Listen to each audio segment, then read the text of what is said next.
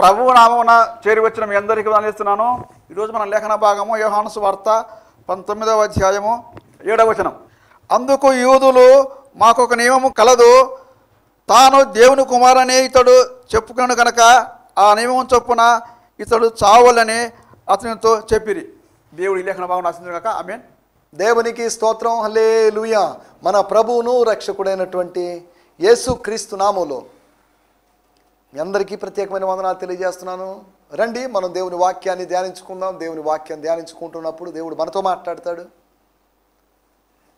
నేను కొన్ని విషయాలు బోధిస్తున్నప్పుడు మీరు వాటి గురించి ఆలోచిస్తూ అలా ఆత్మలో నెమరు వేసుకుంటూ ఉన్నప్పుడు, వాటి ద్వారా మరిన్ని సత్యాలు మీకు తెలుసుకుంటున్నప్పుడు, మీకు ఇంతకుముందు ఎప్పుడు స్ఫురించని విషయాలు మీ మనసులో మీకు స్ఫురించినప్పుడు ఈ వాక్య ధ్యాన సమయాన్ని మీరు ఆస్వాదిస్తారు, ఎంజాయ్ చేస్తారు.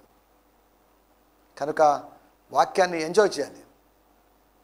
జుంటి దేని తారల కన్నా శ్రేష్టమైన మధురమైనటువంటి వాక్యం, అంతేకాకుండా కొవ్విన మెదడు కన్నా శ్రేష్టమైనటువంటి, ఆ ప్రాంతంలో కొవ్విన మెదడు, కొవ్విన పశువు యొక్క జంతువుల యొక్క మెదళ్ళు వాళ్ళు తినేవాళ్ళు. ఇప్పటికి కూడా బ్రెయిన్ కర్రీ చేసుకొని తింటుంటారు అక్కడక్కడ. రుచికరంగా ఉంటుందని అంటారు. దేవుని వాక్యం అంతకన్నా రుచికరమైంది, మధురమైంది, బలాన్ని ఇచ్చేది, ఆరోగ్యాన్ని ఇచ్చేది. దేవుని స్తోత్రం. హల్లెలూయా. కాబట్టి దేవుని వాక్యాన్ని నిర్లక్ష్యం చేయొద్దు, ఆషామాషిగా తీసుకోవద్దు. ఒకవేళ మన జీవితాల్లో టేక్ ఇట్ ఈజీ అనేటువంటి పాలసీ అన్ని విషయాలు ఉందేమో కానీ స్పిరిచువల్ విషయాల్లో మాత్రం ఈ పాలసీ పనికిరాదు.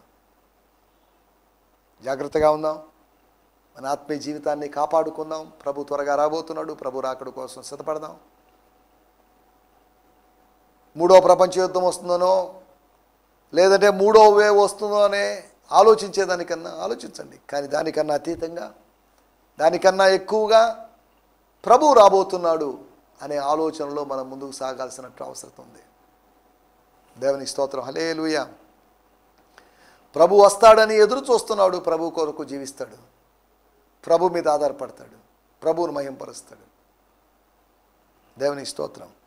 ఈ సమయంలో మనం మన ధ్యానం నిమిత్తమై యోహాను సువార్త 19వ అధ్యాయము 7వ వచనాన్ని మనం ఆలోచిద్దాం. గత 2 ఎపిసోడ్లో మనం ఈ వచనం నుంచే ఆలోచించాం. మొదటి అనగా ఒక ఎపిసోడ్కి ముందు అనగాక మొన్నటి ఎపిసోడ్లో నియమం కలిగిన వాళ్ళు 4 విధాలైన నియమాలు, లేకపోతే నియమం యొక్క 4 లక్షణాల గురించి ఆలోచించాం. యూదుల నియమం అపార్థం చేసుకోవడానికి అవకాశం కలిగించిందని, అంతేకాకుండా యూదుల నియమం ఆశీర్వాదాన్ని కలిగించలేకపోయిందని, అంతేకాకుండా యూదుల నియమము అధైర్యాన్ని కలిగించిందని గత ఎపిసోడ్లో మనం మాట్లాడుకున్నాం. ఈ ఎపిసోడ్లో మనం ఆలోచిస్తున్న విషయాలు అభ్యంతరం కలిగించినటువంటి ఆరోపణ, అనగా అభ్యంతరం కలిగించిందంట ఆరోపణ. యేసు ఆరోపణ ఏమని ఆరోపణ? నేను దేవుని కుమారుణ్ణి. ఈ ఆరోపణ అభ్యంతరం కలుగు చేసిందట. The claim that offended them, offend చేసినటువంటి క్లెయిమ్, అఫెండెడ్ క్లెయిమ్ అన్నమాట ఇది. నేను పలాంది. యేసు ప్రభు తన గురించి తాను చెప్పుకున్నాడు, క్లెయిమ్ చేసుకున్నాడు. నేను గొర్రెల కాపరిని చెప్పాడు అని ఎవరు కంప్లైంట్ చేయలేదు. నేను ద్రాక్షావల్లని ఆయన ఒకసారి చెప్పాడండి, ఆయన ఏంటిది అని ఎవరు క్వశ్చన్ చేయలేదు. నేనే మార్గం, నేనే సత్యం, నేనే జీవం అని చెప్పాడు. ఈ క్లెయిమ్స్ అన్నీ వాళ్ళని ఇబ్బంది పెట్టలేదు. కానీ వాళ్ళని ఇబ్బంది పెట్టినటువంటి, వాళ్ళ రిలీజియస్ సెంటిమెంట్ని దెబ్బతీసినటువంటి, వాళ్ళ రిలీజియస్ ఫెయిత్ని వ్యతిరేకించినటువంటి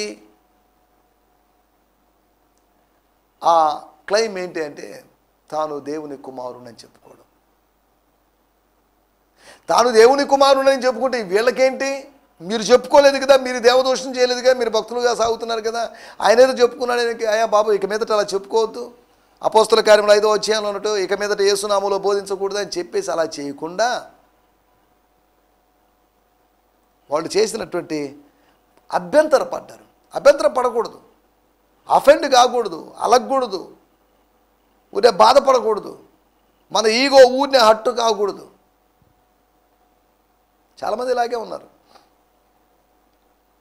ప్రతి చిన్నదానికి ఇబ్బంది పడుతూ, ఆలోచిస్తూ, డిసప్పాయింట్ అయిపోయి, నిరాశ చెంది, డిప్రెస్ అయిపోయి, ఇది కొంతమంది పరిస్థితి. అలా ఉండడానికి, దేవుని బిడ్డలో ఉండడానికి వీలేదు. విశ్వాసులు వాళ్ళ కన్ఫెషన్స్, వాళ్ళ ఆరోపణలు ఏవో ఉంటాయి, కానీ యేసు చేసిన ఆరోపణ అబద్ధం కాదు. మీరు అబద్ధాలు చెప్పినప్పుడు యేసు అభ్యంతరపడలేదు. దాన్ని అర్థమయ్యేలాగా మీ క్లెయిమ్ ఇది, అలా క్లెయిమ్ చేసుకోవద్దు అన్నట్టుగా యేసు వివరించడానికి యోహాను సువార్త 8వ అధ్యాయంలో ఏదో చెప్పాడు. దేవుని స్తోత్రం, హల్లెలూయా. చదువుదాం, మాట చదువుకుందాం. యోహాను సువార్త 19వ అధ్యాయము 7వ వచనం. స్తోత్రం. అందుకు యూదులు మాకొక నియమము కలదు, తాను దేవుని కుమారుడని ఇతడు చెప్పుకొను గనుక ఆ నియమము చొప్పున ఇతడు చావాలని అతనితో చెప్పాడు. The Jews answered him, we have a law, and by that law he ought to die, because he made himself the Son of God. మేము ఆరాధన చేసేటువంటి యెహోవా దేవుని యొక్క కుమారుడని చెప్పుకున్నాడే, మేము తండ్రి అని సంబోధిస్తున్న వ్యక్తికి కుమారుడని చెప్పుకున్నాడే. What is this? This is too much.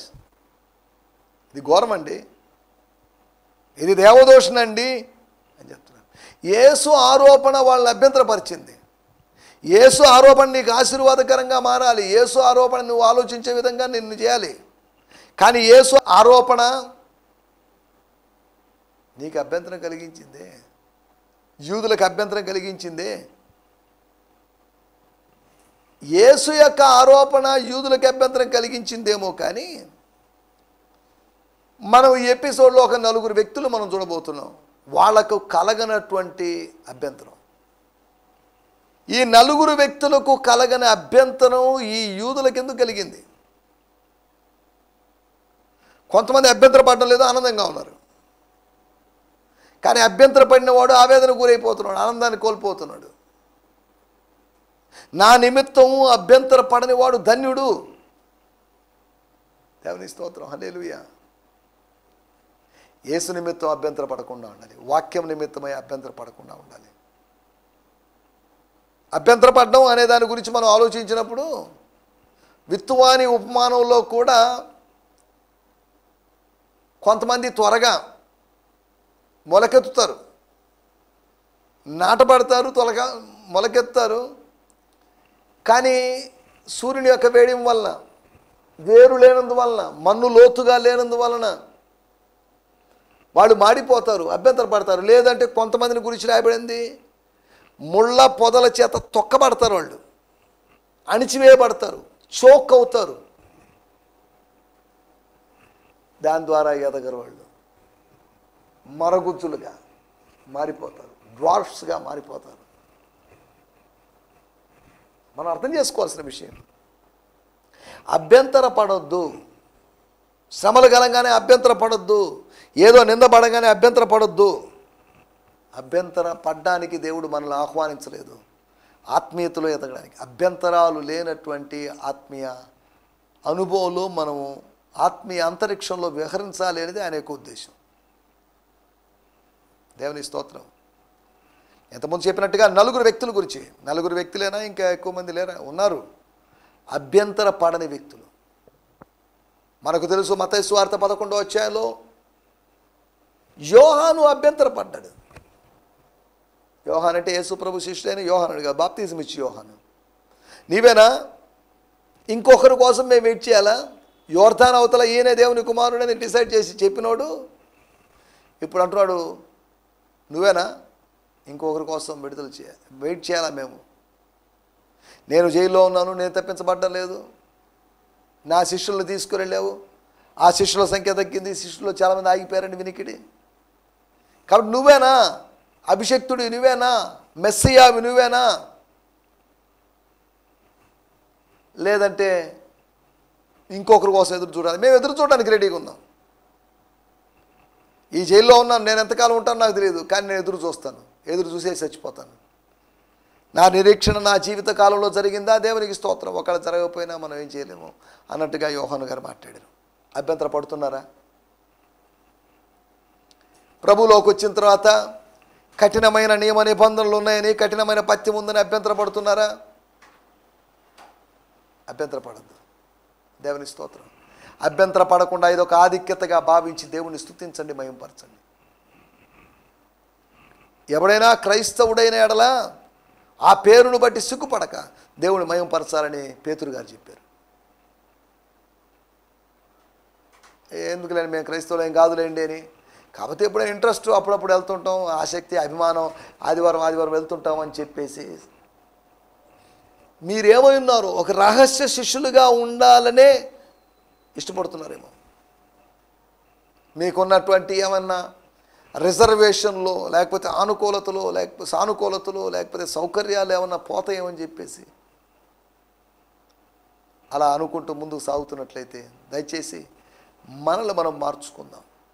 సరే, ఏదేమన్నప్పటికీ అభ్యంతరం కలిగించినటువంటి ఆరోపణలు, అది ఒకటే క్లెయిమ్, నేను సన్ ఆఫ్ గాడ్ అని చెప్పుకున్నాడు. ఆ ఆరోపణ అభ్యంతరం కలుగు చేసింది. దాని గురించి నలుగురు వ్యక్తులు పడనటువంటి అభ్యంతరాల గురించి మనం మాట్లాడుకుందాం. చదవండి. మొట్టమొదటిగా యోహాను సువార్త 1వ అధ్యాయము 49వ వచనం. నతనయేలు, ఎస్ బోధకుడా, నీవు దేవుని కుమారుడవు, ఎస్ ఇశ్రాయేలు రాజు అని ఆయనకు ఉత్తరం ఇచ్చాను. దేవునికి స్తోత్రం. Hallelujah. Nathanael answered him, rabbi, you are the son of God, you are king of Israel. దేవునికి స్తోత్రం. Hallelujah. Nathanael answered to Jesus, rabbi, బోధకుడా, యూదా బోధకుడా, you are the son of God, నువ్వు దేవుని కుమారుడివి, అంతేకాకుండా రాజువు నువ్వు. యోహాను సువార్త 19వ అధ్యాయంలో వాళ్ళు చెప్పారు దేవుని కుమారుడని, రాజని చెప్పుకున్నాడు. కానీ ఆయన చెప్పుకోవడానికి ముందుగానే మొట్టమొదటిసారి శిష్యత్వానికి పిలుపు వచ్చినప్పుడే, ఆహ్వానం వచ్చినప్పుడే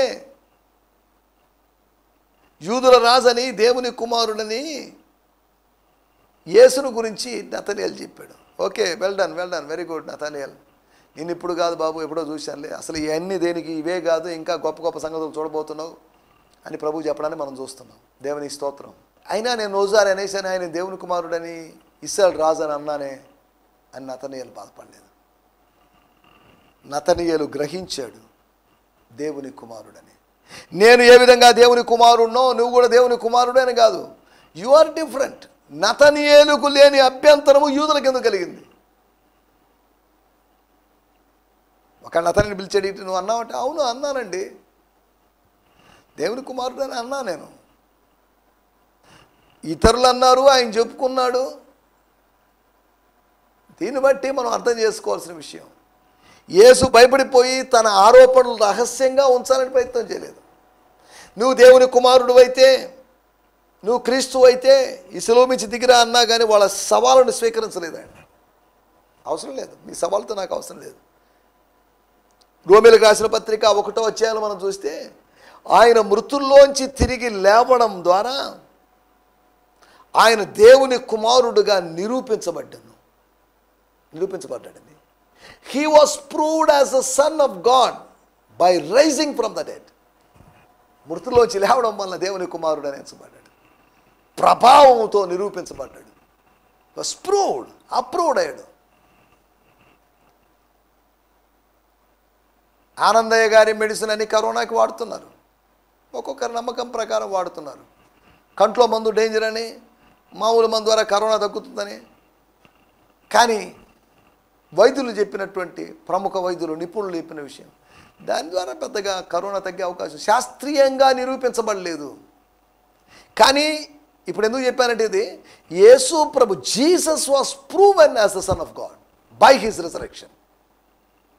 పునరుత్థానము అనేది ప్రూఫ్. దేనికంటే యేసు ప్రభు యొక్క దేవత్వానికి, యేసు ప్రభు యొక్క కుమారత్వానికి ప్రూఫ్. దేవునికి స్తోత్రం. Hallelujah. Proof, we have a proof. That's the resurrection of Jesus Christ. That's a open tomb, that's a proof. ఆ ప్రూఫ్ మనకేం చెప్తుందంటే జీసస్ క్రైస్ట్ యొక్క హ్యుమానిటీ అండ్ డివినిటీని చూపిస్తుంది. యేసుప్రభు యొక్క మానవత్వాన్ని, దేవత్వాన్ని చూపిస్తుంది. దేవునికి స్తోత్రం. హల్లెలూయా. మనం ఆలోచిస్తున్న విషయాలు, మొట్టమొదటి విషయం, నతానియేలుకు అభ్యంతరం కలుగలేదు. Nathanael was not offended as he said that Jesus Christ was Son of God. యేసు ప్రభు దేవుని కుమారుడు అని చెప్పడానికి ఆయన సిగ్గుపడలేదు. యేసు ప్రభు నా రక్షకుడు అని చెప్పడానికి సిగ్గుపడద్దు. యేసు ప్రభు నా దేవుడు అని చెప్పడానికి సిగ్గుపడద్దు. యేసు ప్రభు నన్ను పరలోక రాజ్యంలో చేర్చుకుంటాడని చెప్పడానికి సిగ్గుపడద్దు. దేవుని స్తోత్రం. హల్లెలూయా. నతానియేలు పడనటువంటి అభ్యంతరం, నతానియేలు లాగా మనం కూడా అభ్యంతర పడకుండా ఉండాలి. దేవుని స్తోత్రం. హల్లెలూయా. రెండో విషయాన్ని నేను మీకు జ్ఞాపకం చేస్తాను. రెండో వ్యక్తి దగ్గరికి వెళ్దాం. యోహాను సువార్త 9వ అధ్యాయము 38వ వచనం. ఎస్. అంతటా వాడు ప్రభువా నేను విశ్వసిస్తున్నానని చెప్పి ఆయనకు మ్రొక్కెను. ఎస్, నేను విశ్వసించుతున్నాను. ఏం బాబు, ఏం విశ్వసించావు? యేసు ప్రభుని విశ్వసిస్తున్నారు చాలామంది. తలకాయ నొప్పి తొలగించేవాడు, కాళ్ళ నొప్పులు తొలగించేవాడు, కెళ్ళ నొప్పులు తొలగించేవాడు, బీపీ కంట్రోల్ చేసేవాడు, షుగర్ కంట్రోల్ చేసేవాడని కేవలం భౌతికమైన వ్యాధులకు మాత్రమే ఒక భౌతికమైన డాక్టర్గా ఆయన పరిమితం చేశారు. లార్డ్ ఐ బిలీవ్, ఓ ప్రభువా, లేకపోతే ప్రభువా నేను విశ్వసిస్తున్నాను. అండ్ హీ వర్షిప్డ్ హిమ్, ఆయన ఆరాధన చేశాడు, మొక్కాడు. సత్యం తెలుసుకుంటే నువ్వు సాగిలపడాలి. నిన్ను సాగిలపడనివ్వకుండా చేసే సత్యం అది సరైన సత్యం కాదు. సత్యము, స్వర్గీయ సత్యము నిన్ను సాగిలపడేటట్టు చేస్తుంది. లూకాసు వార్త 8వ అధ్యాయంలో రాయబడింది, తాను మరుగై ఉండలేదని ఆమె గ్రహించి వచ్చి సాగిలపడింది. గుర్తుపెట్టుకోండి, నువ్వు సత్యాన్ని గ్రహిస్తే నువ్వు సాగిలపడతావు. దేవుని స్తోత్రం. హల్లెలూయా. ఏంటి, ఏమని విశ్వసిస్తున్నాడు? ఇదే అధ్యాయంలో 35వ వచనంలో మనం గమనించినట్లయితే, యోహాను సువార్త 9వ అధ్యాయం 35వ వచనంలో మనం చూసినట్లయితే, పరిసయ్యులు వానిని వెలివేసిరని యేసు విని, పరిసయ్యులు వాణ్ణి బహిష్కరించారని, నెట్టివేశారని, తోసివేశారని యేసు విన్నాడు. వాణ్ణి కనుగొని నీవు దేవుని కుమారుని యందు విశ్వాసముస్తున్నావా? దేవుని స్తోత్రం. క్వశ్చన్ చూడండి, నువ్వు దేవుని కుమారుని యందు విశ్వాసం ఉంచుతున్నావా? వాడు అరే అసలు ఎవరే ఆయన దేవుని కుమారుడు అనగా, యేసు ప్రభు ఆయన దగ్గరకు వచ్చి నిన్ను స్వస్థపరిచాడు ఒక ఆయన నమ్ముతున్నావా? యేసు నమ్ముతున్నావా? మరియమ్మ కుమారుడైనా యోసేపు కుమారుడైనా యేసు నమ్ముతున్నావా అని కాదు అని అడిగింది. దేవుని స్తోత్రం. హల్లెలూయా. దేవుని కుమారుడు, మనిషి కుమారుడని కాదు, దేవుని కుమారుడని విశ్వాసం ఉంచుతున్నావా?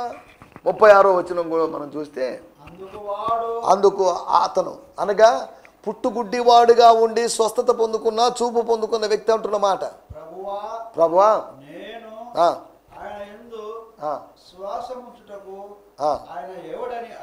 who is he that I should believe him? దేవుని కుమారుడు అంటే ఏంటి నాకేం అర్థం కాలేదు, మా వాళ్ళు సరిగా చెప్పలేదు, మా ధర్మశాస్త్రోపదేశకులు సరిగా చెప్పలేదు అని అన్నప్పుడు, యేసు నీవు ఆయన్ను చూస్తున్నావు. దేవునికి స్తోత్రం. ఏ విధంగా సమరయ స్త్రీకి తనను తాను బయలుపరుచుకున్నాడో, స్వస్థత పొందినటువంటి ఈ వ్యక్తికి తనను తాను సమర్పించుకున్నాడు.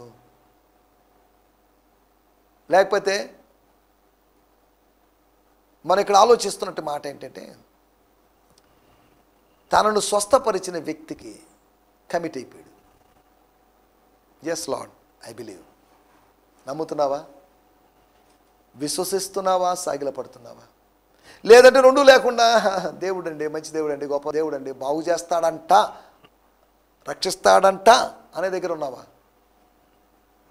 రెండో విషయం, no I have objection, sorry sir నేను నమ్మలేనండి, మంచోడు ప్రవక్త ఇటువంటి అంటే నమ్ముతాను, దేవుని కుమారుడు అంటే కుదరదు సార్, దేవునికి ఏంటి సార్ కుమారుడు అని అనలేదు అతను.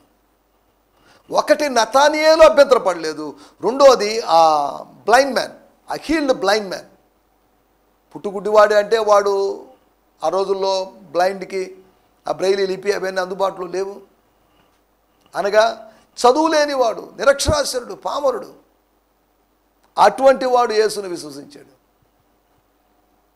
నేను ఒకటే ఎరుగుదును, అది చాలు, that is enough for my life అని భావించి నేను ఆయన్ని విశ్వసిస్తున్నానని చెప్పేసి విశ్వసించడాన్ని మనం చూస్తున్నాం. చూపు పొందినటువంటి ఆ గుడ్డివానికి అభ్యంతరం లేదు, నతనీయులకి అభ్యంతరం లేదు. మూడో విషయాన్ని కూడా నేను మీకు జ్ఞాపకం చేస్తాను. యోహాను సువార్త 11వ అధ్యాయము 27వ వచనం. ఆమె అనగా మార్త, స్తోత్రం.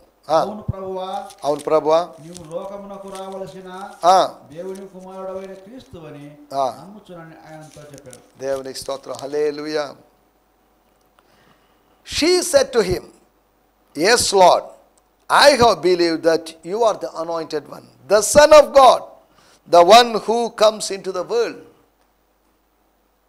ఈ లోకానికి వచ్చిన వాడివి, రాబోవు ప్రవక్త అని చెప్పబడిన వాడివి నీవే. నీవు దేవుని కుమారుడు అని. దేవునికి స్తోత్రం. హల్లెలూయా. ఆమెకే అభ్యంతరం లేదు. దేవునికి ఎట్ట కుమారుడు పెడతాడు, దేవుని భార్యడు అనేటువంటి పిచ్చి ప్రశ్న అడగలేదు ఆమె. ఈ రోజులు ఇదే పిచ్చి ప్రశ్న అడుగుతున్నారు కొంతమంది. భార్య లేకుండానే ఆయన బిడ్డలను తీసుకొని రాగలడు. ఈ రాళ్లను రొట్టెలుగా చేయడం మాత్రమే కాదు, ఈ రాళ్లను పిల్లలుగా కూడా మార్చగలడు. ఆయనకు అసాధ్యమైన కార్యం లేదు. కలుగునుగా కానగానే సమస్తమును కలిగించిన దేవుడు, కలిగినటువంటి ఆ సందర్భాన్ని మనం చూస్తున్నాం. దేవుని స్తోత్రం. వీళ్ళు యూదులే, నతనయేలు యూదుడే, ఈ స్వస్థత పొందుకున్న గుడ్డివాడు యూదుడే, మార్తమ్మ యూదురాలే. అయినప్పటికీ వీళ్ళకెవరికీ లేని అభ్యంతరం ప్రధాన యాజకులకో బంట్రోతులకో అక్కడ ఉన్న వారికి ఎందుకు కలిగింది? వీళ్ళందరూ అంగీకరిస్తున్నప్పుడు మీకు అభ్యంతరాలు దేనికి? అనేక మంది ప్రభువుని విశ్వసిస్తున్నప్పుడు, ఒక కులవాళ్ళు కాదు అన్ని రకాల వాళ్ళు ప్రభువుని విశ్వసిస్తున్నారు. నీకు అంగీకరించడానికి, పుట్టు క్రైస్తవుడు అని చెప్తున్న నీకు ఆయన్ని విశ్వసించడానికి నీకు అభ్యంతరం ఏంటి? What is your problem? What is your objection? నీ అబ్జెక్షన్ ఏంటి? నీ సాకేంటి? కుంటి సాకేంటి? దేవుని స్తోత్రం. హల్లెలూయా. ఒకటి అభ్యంతరపడనటువంటి నతానీయేలు, రెండోది అభ్యంతరపడనటువంటి చూపు పొందినవాడు, స్వస్థ పొందినటువంటి వాడు, మూడోది మార్తమ్మ అభ్యంతరపడలేదు. చెప్పింది దేవుని కుమారుడు. Yes, is the son of God. యూదా మతం నేర్పించిన బోధ కాదు. యూదా మతంలో ఒకళ్ళు బోధించుంటే ఈయన యేసుప్రభు అని చెప్పడం లేదు వాళ్ళు. కానీ దాన్ని విశ్వసించి దాన్ని అప్లై చేసుకుంది. మోషే ప్రవచించిన ప్రవక్త ఈయనని కనెక్ట్ చేసి మాట్లాడి చెప్పింది. సరే, దేవుని స్తోత్రం. Very good, well done Martha అన్నట్టుగా ప్రభు చెప్పాడు. దేవుని కుమారుడు, you are the son of God. దేవునికి సర్వోన్నతమైన దేవుని కుమారుడా, మాతో నీకేం పని? అసలు ఎందుకు వచ్చావు? దెయ్యాలు చెప్తున్నాయే, దెయ్యాలు నమ్ముతున్నాయి, దెయ్యాలు విశ్వసిస్తున్నాయి. కానీ ఈ దెయ్యం కన్నా ఘోరమైన వాళ్ళేమో ఈ యూదులు, దేవుని బిడ్డలని చెప్పబడిన వాళ్ళు. మీకు అంగీకరించడానికి అభ్యంతరం ఏంటి? ఆయన చేసినటువంటి ఆ క్లెయిమ్ తప్పేంటి? ఆయన చేసిన ఆరోపణ అబద్ధం కాదు కదా, ఆరోపణ వాస్తవం కదా. మీరెందుకు అలా అనవసరంగా ఆయన మీద నిందలేస్తున్నారు? దేవుని స్తోత్రం. హల్లెలూయా. మరొక విషయాన్ని కూడా నేను మీకు జ్ఞాపకం చేస్తాను. 4వ ఉదాహరణ. నతనయేలు అభ్యంతరపడలేదు, చూపు పొందుకున్నటువంటి గుడివాడు అభ్యంతరపడలేదు, మార్తమ్మ అభ్యంతరపడలేదు. 4వదిగా మనం గమనించినట్లయితే లూకాసు వార్త 1వ అధ్యాయం 32, 35 వచనాలు. లూకాసు వార్త 1వ అధ్యాయం 32. ఆయన గొప్పవాడు, యేసు గొప్పవాడై సర్వోన్నతుడు కుమారుడు అనబడును. ప్రభువైన దేవుడు ఆయన తండ్రిని దావీదు సింహాసనమును ఆయనకిచ్చును. He will be the great and will be called the Son of Most High God, the Son of God. దేవుని కుమారుడు అని పిలువబడతాడు. 35. సర్వోన్నతుని శక్తి నిన్ను కమ్ముకొనును కనుక పుట్టబోవు శిశువు పరిశుద్ధుడై దేవుని కుమారుడు అనబడును. The angel or the Gabriel answered and said to her, the Holy Spirit will come upon you and the power of Most High will envelop you in a haze of brilliance. For this reason, the Holy One to whom you have give birth will be called the Son of God. 2 సార్లు చెప్పాడు దేవుని కుమారుడు, దేవుని కుమారుడు. దేవదూతలకు కూడా అనగా గాబ్రియేలుకు లేని అభ్యంతరము వీళ్ళకేంటి? దేవదూతకి అర్థం కాకపోయిండొచ్చు, కానీ అది అబద్ధం కాదు అని నమ్మాడు కనుక ఆయన వచ్చి ఖచ్చితంగా బోధించాడు. 2 సార్లు చెప్పాడు. స్వర్గం 2 సార్లు చెప్పమనింది, 2 సార్లు డిక్లరేషన్ చేయమనింది, 2 సార్లు కన్ఫెషన్ చేయమని చెప్పింది. స్వర్గం చెప్పినట్టు చేశాడు. దేవునికి స్తోత్రం, హల్లెలూయా. మీ అభ్యంతరం ఏంటి?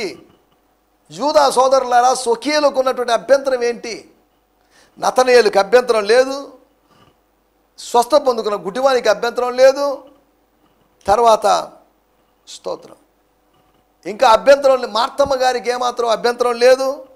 అంతేకాకుండా గబ్రియేలు ఏంజల్కి, దేవదూతకి ఏమాత్రం అభ్యంతరం లేదు. అసలు ఏంటయ్యా, దేవుని కుమారుడేంటి? మేము దేవుని సేవకులు, దేవదూతలు దేవుని సేవకులు, దేవుని కుమారుడేంటి? కుమారుడు అనేది మానవత్వంలో శరీరంలో ఉన్నప్పుడు జరిగేది కదా. ఆత్మస్వరూపి అయినటువంటి దేవుడు, అదృశ్య స్వరూపి అయినటువంటి దేవుడు, ఆత్మస్వరూపి అయినటువంటి దేవుడు ఏ విధంగా భౌతికమైన కుమారుణ్ణి కుమారుడిగా భావించగలడు? అర్థమైనది, ఒక పెద్ద మిస్టరీగా మిగిలి ఉండొచ్చు. సరే, దేవునికి స్తోత్రం, హల్లెలూయా. నా మాటలు నేను ఇక్కడ ముగిస్తున్నాను.